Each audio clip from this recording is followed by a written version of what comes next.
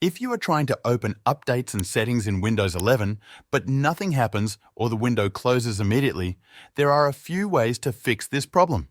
In this video, we will go through different methods step by step. First, try restarting your computer.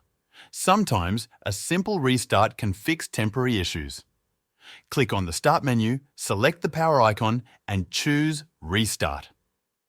After your computer turns back on, try opening settings again.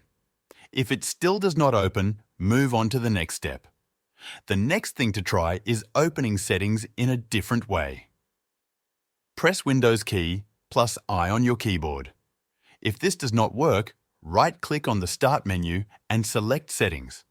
You can also open the Run dialog by pressing Windows key plus R, then type MS Settings and press Enter.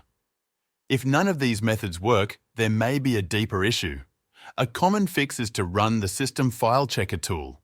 Open the Start menu and type CMD. Right-click on Command Prompt and choose Run as Administrator. In the black window that appears, type sfc/scano and press Enter. This will scan and repair any corrupted system files.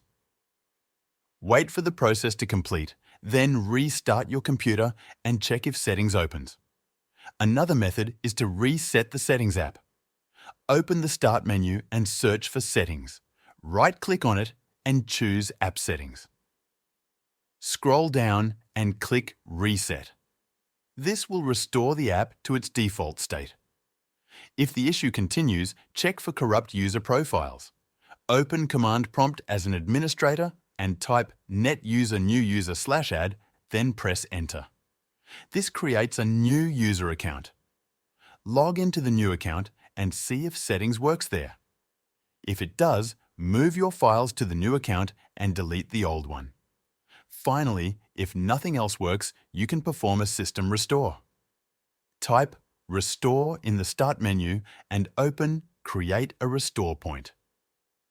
Click on System Restore and follow the instructions to go back to a time when your computer was working properly. These methods should help fix the problem. If the issue continues, consider updating Windows using the Microsoft website or performing a repair install. That's all for this video. Thanks for watching.